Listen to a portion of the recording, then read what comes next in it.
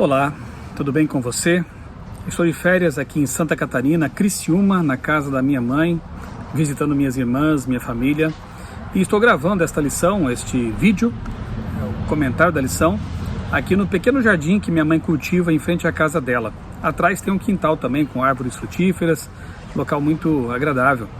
E aqui nós temos, ela planta algumas flores, margaridas, amores perfeitos, e outras flores muito bonitas. Pena que nem todas ainda floresceram, mas sempre fica muito bonitinho esse jardim aqui quando essas flores aparecem por aqui, né? Bougainville, você está vendo aí na imagem, está bem florido, né?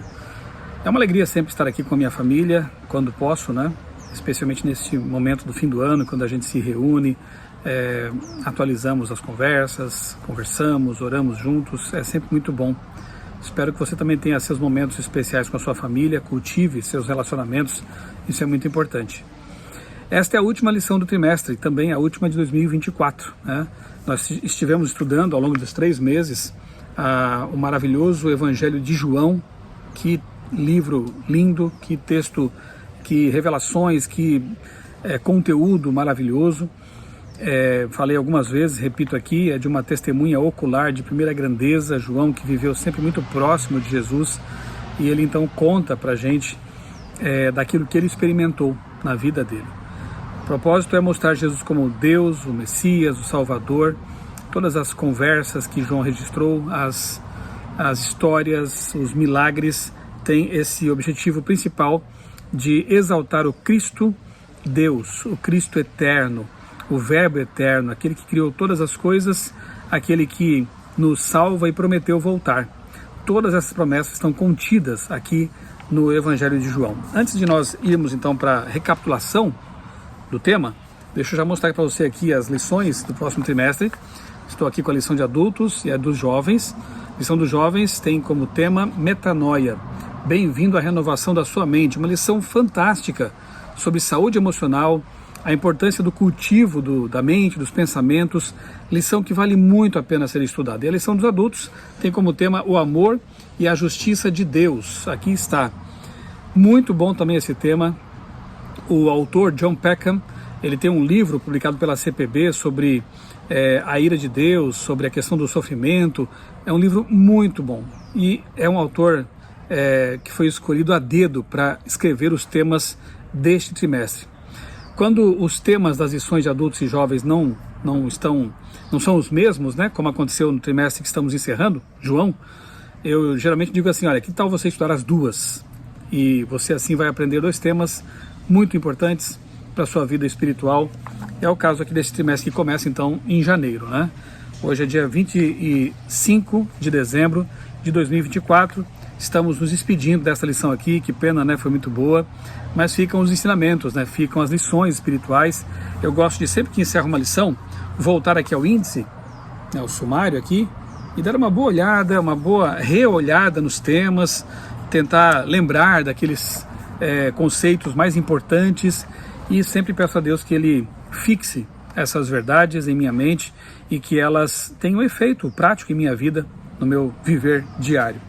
O tema dessa semana, a 13ª, epílogo, a parte final do Evangelho, conhecendo Jesus e a sua palavra. A ilustração aqui do nosso amigo Andrei Vieira, para variar, sempre muito interessante, muito rica, e ela acaba resumindo, né, o tema da lição da semana.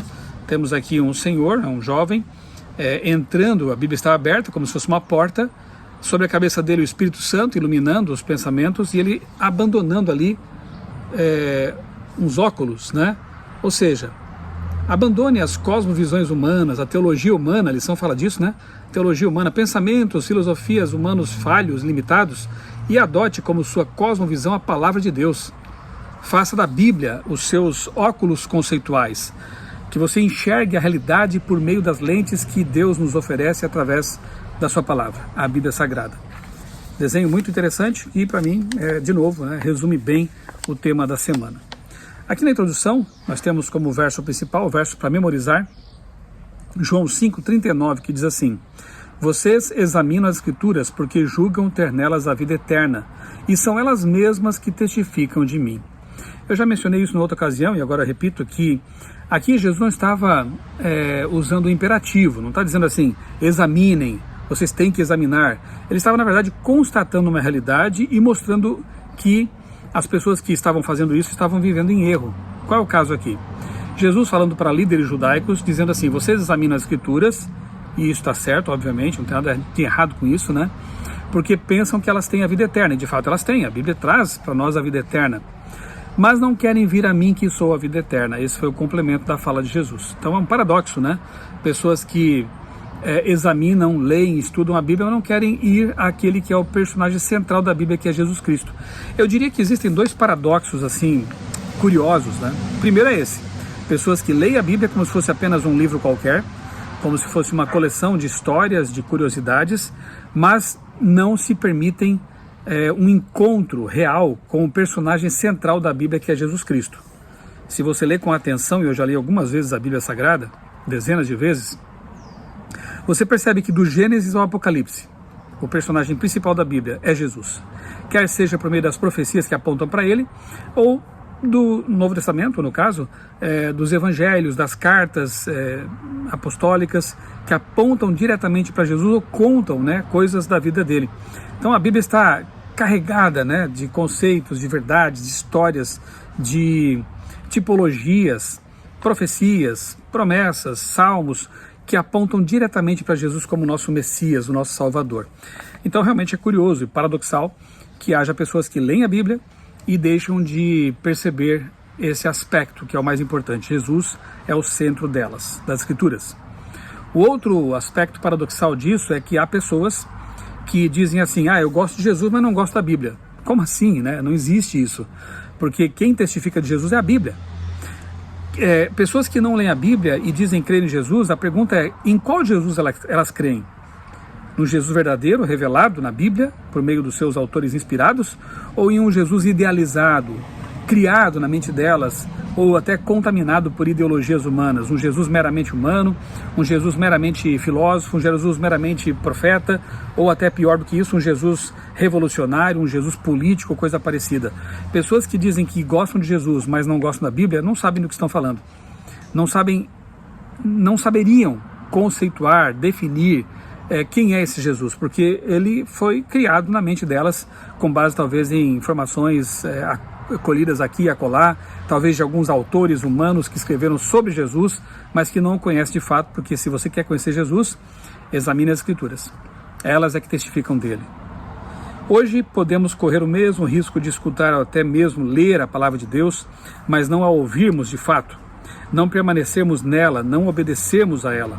Ou seja, não a aceitarmos como a luz que deve guiar nossos pensamentos e nossas ações. Infelizmente, é nesse ponto que muitos cristãos, às vezes involuntariamente, erram. Então a lição de hoje, a lição dessa semana, trata justamente desse ponto muito importante, que é conhecer Jesus, mas também conhecer a palavra de Deus. Ambos estão aí intimamente relacionados, né? Jesus é a suprema revelação da divindade aqui na Terra, o Deus que se fez homem para se relacionar com os seres humanos bem de perto. E a palavra de Deus, a Bíblia, é também a revelação de Deus, a suprema revelação de Deus em palavras, em papel e tinta, diríamos assim, nos nossos tempos, né? É a palavra de Deus escrita. Domingo, encontro na Galileia. Nós vemos aqui aquele texto tão emocionante, né? João 21, já caminhando para o fim do Evangelho. João 21, 1 a 19, a conversa de Jesus com seus discípulos à beira-mar, e de modo muito especial, quando Jesus diz, Pedro, me siga. E eles vão caminhar ali sozinhos, e então Jesus, ele extrai dos lábios de Pedro 3 vezes a declaração de que eu te amo, Senhor. Porque Pedro negou Jesus 3 vezes. E Jesus queria restaurar Pedro ao ministério. Tanto é que ele diz 3 vezes, apacenta, cuida das minhas ovelhas, ou seja, volte a ser um pastor. Isso é a restauração de uma pessoa, de um ministério. Pedro estava com o coração partido. Pedro estava amargurado, arrependido de ter traído o seu mestre, negado Jesus. E Jesus oferece a Pedro o perdão e a restauração. É um trecho muito bonito realmente, né? E aqui nós vemos um detalhe interessante, a lição destaca isso, né? Que algumas pessoas observaram que Jesus usou o verbo agapau. Ágape, né? Aquele amor profundo, amor que vem de Deus mesmo, né? Então, Pedro, você me agapau, você me ama de verdade, que significa amar, e ao questionar Pedro, exceto na última vez, e que o discípulo sempre respondeu não com o verbo agapau, mas com o verbo filéu, que significa amar, mas apenas como amigo. É mais ou menos assim, né? Pedro, você me ama de verdade. Senhor, tu sabes que eu te amo, mas também sabes que eu falhei em te amar profundamente, né? O que significa então amar como amigo? Isso significa que Pedro ainda não havia alcançado o tipo de amor mais elevado que Deus espera de seus filhos. Deus espera de nós, cristãos, o amor profundo, o amor real, o amor que vai às últimas consequências. E Pedro precisou entender isso, e entendeu da forma mais difícil possível, né? A resposta de Pedro está centrada na humildade. Ele reconheceu que não amava tanto quanto deveria amar Jesus. Como a memória de sua traição sempre assombrava sua mente, é provável que o discípulo tenha usado uma palavra inferior, não agapau, mas filéu, para expressar humildade, evitando reivindicar muito para si mesmo. Aquele Pedro que antes dizia assim, todos podem te abandonar, mas eu não vou abandonar, né? Eu morro por ti. Ele agora se confrontava com a sua real posição, com a sua humanidade falha, limitada, como nós todos somos, né? E aí ele foi humilde nesse momento aqui. Pedro mudou. Pedro, o sofrimento pelo qual ele passou quebrou sua soberba, a sua arrogância, né? E Pedro estava agora sendo trabalhado por Deus como um diamante precioso, sendo aparado as suas arestas para que ele pudesse ser o tipo de discípulo que Jesus de fato queria que ele fosse, né? Foi essa humildade que Jesus reforçou e que se tornou crucial para restaurar Pedro ao ministério. A humildade é uma das qualificações mais importantes para o ministério, pois direciona o foco de Jesus para Jesus e não para o próprio eu. Pedro agora poderia ser de fato um pastor de ovelhas, um pregador, um verdadeiro servo, porque ele havia aprendido então a lição da humildade. Segunda, mantendo os olhos em Jesus. Nós temos aqui então João 21, 20 a 22, né? Que pergunta de Pedro surgiu de um entendimento equivocado e como Jesus o corrigiu. A gente vê aqui que Jesus estava profetizando o tipo de morte que Pedro experimentaria. Ele seria seria preso, ele seria conduzido por outras pessoas, né? Não perderia sua liberdade, enfim. E aí Pedro, curioso, pergunta, e o que vai ser deste? Né? Preocupado com o destino de João, né?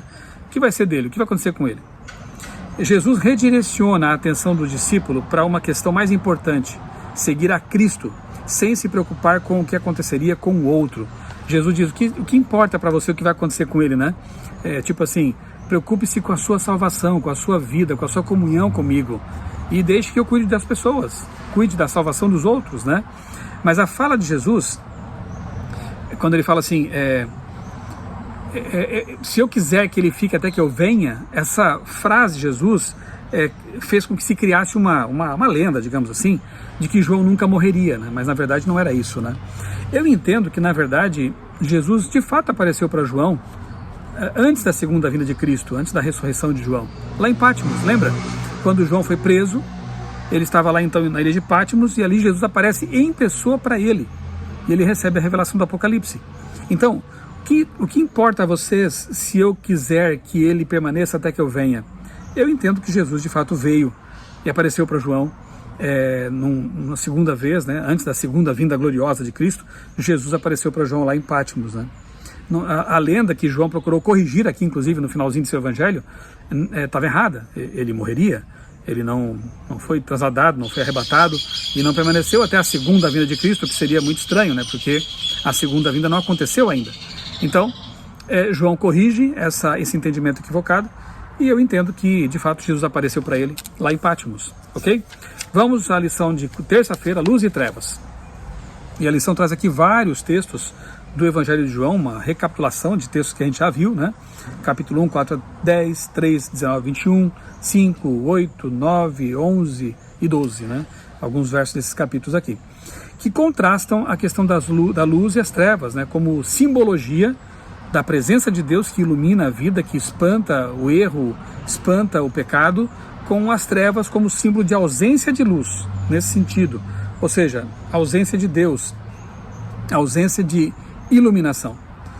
O mundo está em trevas, ele rejeita a luz e é incapaz de encontrar o caminho para o Deus verdadeiro, o Deus pessoal da criação, da revelação e da redenção. Vou dar um exemplo para você recente, né?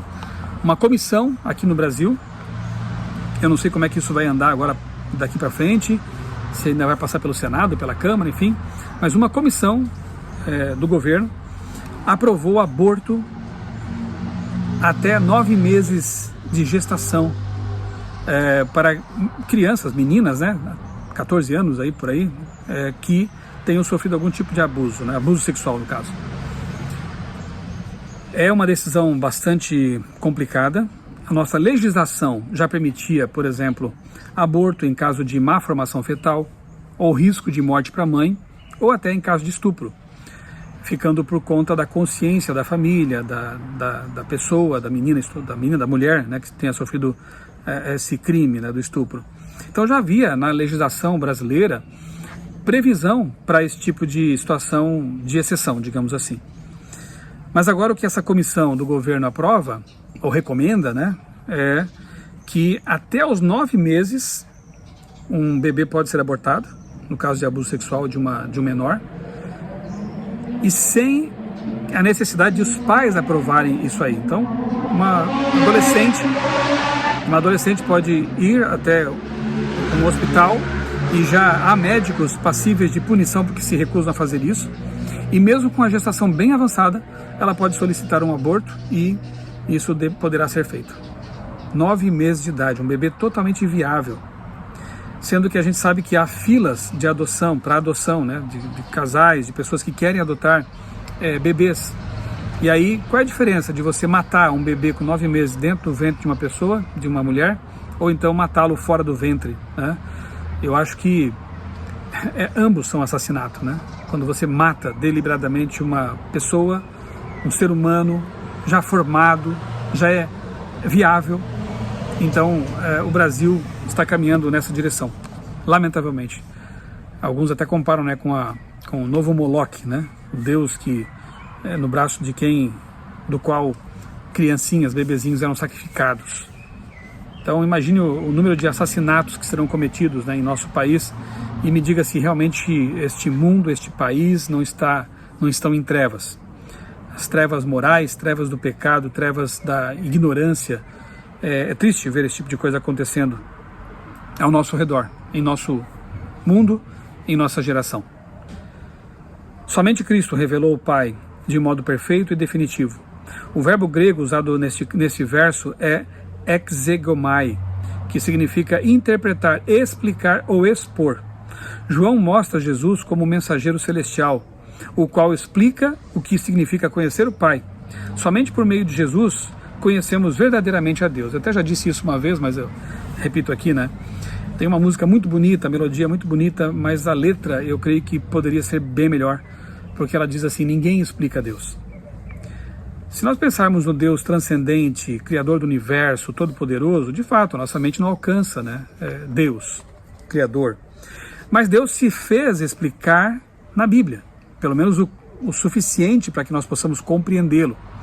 Então eu diria que ninguém explica Deus, mas Deus se explicou, ele se revelou na Bíblia para que nós pudéssemos conhecê-lo, o suficiente pelo menos para amá-lo, nos entregarmos a ele e sermos salvos. Então, o verbo usado aqui mostra que é possível sim entender algo sobre Deus, né? Exegomai, interpretar, explicar, expor. Então Jesus, ele veio revelar o Pai, a divindade. Jesus veio mostrar como é Deus. Então, alguém explica Deus. Jesus, os autores bíblicos, a palavra de Deus explicam Deus, repito, o suficiente sobre Deus para que nós possamos compreendê-lo, amá-lo e fazer dele o nosso Senhor, Senhor da nossa vida. Muito bem. Aí Jesus, aqui em João 8, 42 a 44, ele descreveu o falso fundamento em que os líderes religiosos de Israel baseavam a fé deles, em ideias humanas, filosofia humana. E Jesus foi duro com eles, ao chamá-los inclusive de filhos do diabo, porque o diabo é o pai da mentira, o diabo mente desde o princípio. E aquelas pessoas que estavam ali mentindo sobre Jesus, querendo ver a morte de Jesus, querendo matá-lo, né, eram assim, consequentemente, filhos do diabo, porque faziam as mesmas obras dele, estavam reproduzindo as mesmas atitudes do diabo, e por isso então sendo chamados por Jesus de filhos do diabo. Os que não permanecem na verdade falam com base em suas ideias, ou suposições. Eles entendem o significado de um verso, de um texto, unicamente a partir da perspectiva humana. Note bem que isso aqui descreve exatamente a realidade de muitas até igrejas hoje, de alguns teólogos, que se dão o luxo de interpretar a Bíblia segundo as suas ideias humanas. O texto diz isso, mas eu penso que é desse jeito. Vou dar um exemplo aqui bem clássico, né? O texto diz que o sábado é o dia de repouso. De capa a capa a Bíblia apresenta isso. Mas nós entendemos que é o domingo. A tradição da igreja diz isso. O texto diz que a alma, ela é mortal. Ezequiel 18 fala isso, né? O texto diz que nós somos uma alma vivente, não temos uma alma imortal dentro de nós. O texto diz que os mortos não sabem coisa nenhuma, ficam entregues ao esquecimento até a volta de Jesus, ou a ressurreição dos salvos, ou a ressurreição dos ímpios após 1000 anos, depois da volta de Jesus. Mas nós entendemos que a alma é imortal. Nós entendemos que existe purgatório, onde almas estão ali para serem purificadas, para então entrar no céu de pureza de Deus. Isso é totalmente antibíblico. Isso não está em nenhum texto bíblico, a não ser aqueles que são distorcidos para tentar acomodar uma ideia que vai contra um princípio basilar da Bíblia, que é de que nós somos mortais. Ontem mesmo nós estudamos 1 Coríntios capítulo 15, no Reavivados por Sua Palavra. E ali é dito que convém que isto que é corruptível, o corpo, né, Paulo está dizendo, o corpo humano, pecador, né, pecaminoso, se revista da incorruptibilidade. E isto que é mortal, se revista da imortalidade. 1 Coríntios capítulo 15. Então, se nós precisamos ser revestidos de imortalidade, é porque somos mortais. Se precisamos ser revestidos de incorruptibilidade, é porque somos corruptos. Somos pecaminosos, diferentemente de Jesus, que nasceu sem essa natureza pecaminosa. Então veja como a Bíblia é clara, e alguns se atrevem a interpretá-la segundo as suas ideias, contaminadas por ideologias, por paganismo grego, por ideias que são totalmente externas e contrárias à palavra de Deus. É isso. É sobre isso que a lição está falando e Jesus estava condenando, né? Se não estivermos atentos, entregando-nos a Deus em fé e obediência, correremos o risco de fazer a mesma coisa que o diabo fez: ler as Escrituras com base apenas em nossos desejos e perspectivas, o que é mais fácil e comum do que imaginamos.